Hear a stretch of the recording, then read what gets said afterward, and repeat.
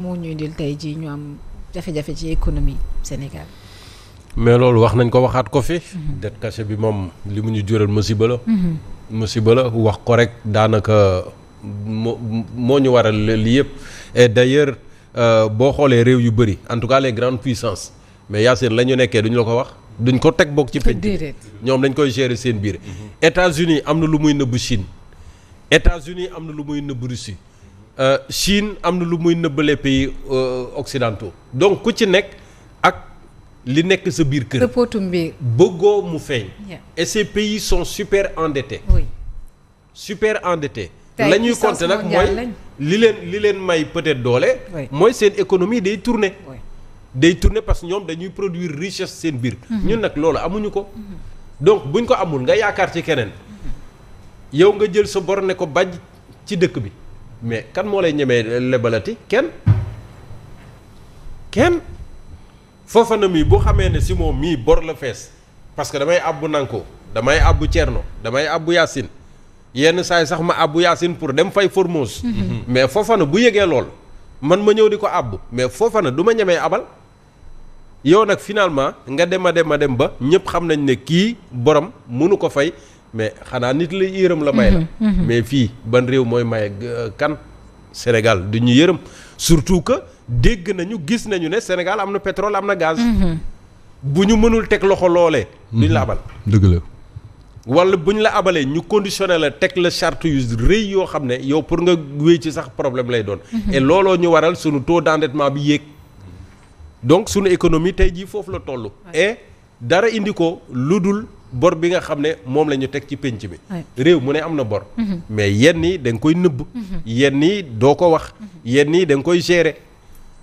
malheureusement looloo ñu dal donc yenn wax yi nañ ko moytu. looloo tax ñun chaque fois bu ñu toogee fii ne politiciens yi lañ lay wax bu ñu nekkee opposition ak lañ ñuy def au pouvoir c'est diamétralement opposé on a tout le temps alerté ici mais malheureusement am na ñoo xam ne du ñuy bëgg dégg.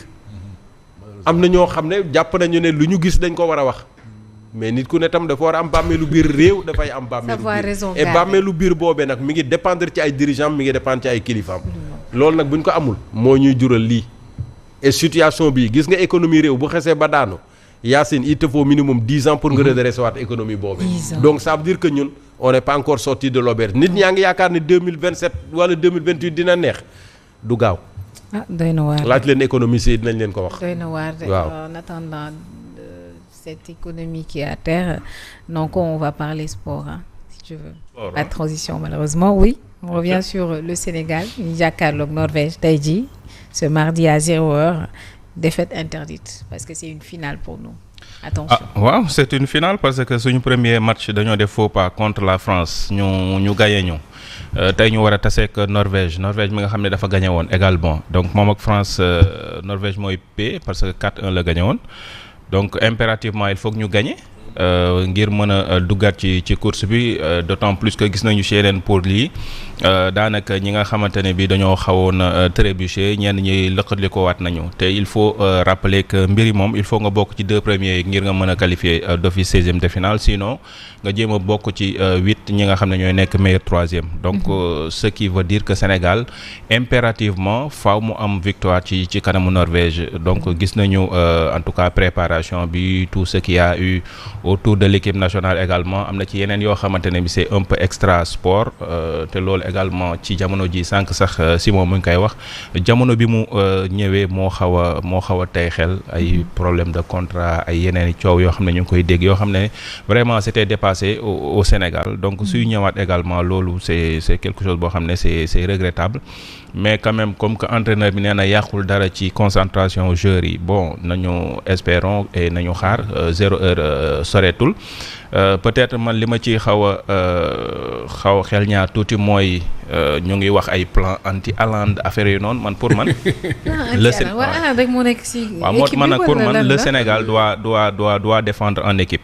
waaw parce que au-delà de Haaland il y a les Odegaard xaw ma Odegaard la tudd xaw ma lan ki nekk Arsenal seen capitaine bi là donc man pour man c'est Odegaard voilà donc je pense que il faut défendre en équipe jouer en équipe bañ a indi ay c'est vrai que Haaland c'est un attaquant redoutable Niakhaté mi ngi fii ak ñeneen bon mën nañ ko def 1 contre 1 mais quand même bu ñu defee plan anti Haaland gars yi jaar feneen également donc on joue en équipe on défend en équipe et puis voilà on peut bel et bien gagner la Norvège c'est vrai que ne nag ay ponk lañ ay Vikings lañ mais le Sénégal également c'est pas une petite équipe te bu ñu jëlee en tout cas li ñu defoon première mi-temps contre la France même dispositif boobu noonu mais en tout cas bon peut-être également peut-être l'entraîneur va certainement changer quelque chose mais ni ñu footballé premier mi-temps contre la France jàpp naa ne bu ñu ko footballé quand même boole ci ak efficacité parce que ñun pour problème bi yëpp mooy efficacité am dugal Sénégal dee leen dugal saa yi match bi dugal la dee leen dugal te dañoo fi nekk nii saa yi fu ñuy jaar ba dugal te 3 dañoo on a encaissé 3 dugal benn on est en -2 donc il faut qu'on marque il faut marquer les occasions en football da ngay def comme ni ñoom kii di def ay ñoom Allemagne gis nga mi fi jàppee Brésil benn 7-1 la ko dóor demi-finale donc il faut marquer jàpp naa ne daal bon nañu croiser le bras ñi war a ñaan aussi croiser les doigts ñi war a ñaan nañu ñaan min wi moom soreetul xam naa tey moom ñu bëri duñu teel a tëdd parce que également ñu fàttali ne c'est à 0 heure tey ci 0 heure daanaka waaw ay 2 heures 3 heures lay jël donc voilà croisons les doigts. yàlla baax on croise les doigts alors. croisons les doigts. allez Siko. waaw li am solo mooy nañu jouer avec nos vraies valeurs man gëwma ay plan anti Haaland ak ñoom seen xam nga li am solo moom mooy football moom il faut savoir concrétiser les occasions mu di boo amee balle de but il faut mettre ça lu ñu dal contre France Ismaïla a manqué à 2 reprises ay occasions yoo xam te ni il pouvait facilement marquer beneen bi changement yi dañ ko yéexoon a def donc loolu bokk na ci lu ñu sonal au finish on s'est retrouvé avec un naufrage collectif maintenant li xew moom mooy il faudrait que véritablement que ñu gën a góorgóorlu jouer avec nos vraies valeurs jéem a xool lan nañuy teg pour mën a gagner ñi nga xam ne moom mooy Norvège c'est une équipe prenable comme toutes les équipes démb gis ngeen Cap-Vert dafa xare badar matcham donc nous aussi jàpp naa ne am nañ des joueurs yoo xamante ne nii capable quand même de venir à bout de cette équipe norvégienne li ci am solo moom mooy nañ taxawaay bi am solo Pape Thiaw aussi am na match yoo xam ne coach moom moo koy gagné. oui coach moom moo koy gagné mën a lire tactique de jeu adversaire bu amee ay changement nga mën ko teel a ràññee et puis maintenant yow tamit nga jéem a xool ban tactique de jeu ngay mën a teg véritablement pour mën a gagner équipe bi loolu bu ñu ko defee jàpp naa ne yàlla mën nañ defal sutura.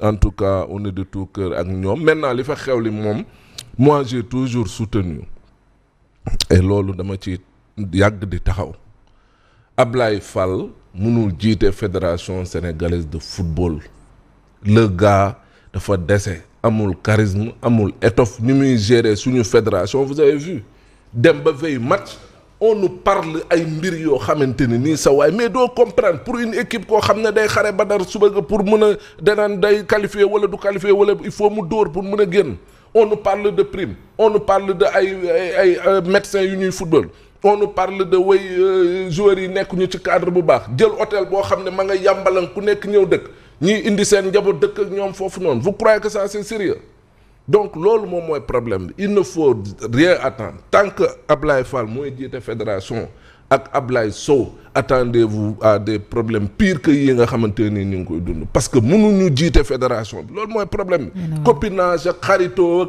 ay ku ne ngeen jël dugal ci équipe nationale bi il faut qu'on soit sérieux parce que compétition nañuy wax te mbirum équipe yu mag la nekkul ay équipe nawetaan quand même comme équipe nawetaan nañuy gérer un entraîneur qui part dans une grande compétition munoo leen defar sax contrat vous croyez que ça c'est sérieux ba muy toog moom di ko wax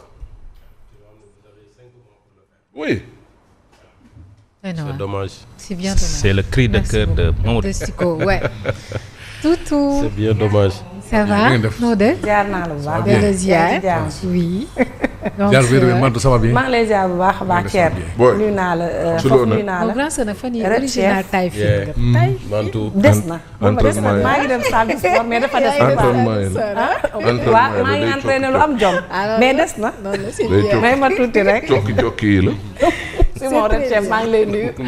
naan ko nuyu naa la di nuyu ñi ñuy suivre ñëpp ci la chaîne de la Sen TV di nuyu tamit ñi ci suuf ñoom Maba ñoom Formose ñoom ñëpp ak Bijou Dioum Layso ñëpp ñu ngi leen di ziar di ko dooree ak yenn kaayib des médias bi di la tribune dafa daal di ñëw ci li nga xam ni moom moo di it jóge ci tabaski dal ci tam xarit ak koom goo xam ni daanaka dafa mbëppeelu nërmeelu ci réewum Sénégal tribune daal di xam leen it la nga xam ni moom moo di dette cachée ba maanaam la ñu dippee woon dette cachée ba moo ñu yóbbee njombe boobee facture la boo xam nit bu metti la ngir réewum Sénégal ndax itam fi mu toll nii loo ci mënti dégg it dette cachée la am du dette cachée bor ba daal ña ngi koy fay bu mat sëkk li nga xam ni moom moo di crise économique bi yéen kaay bi daal dina mi ngi laal bépp secteur boo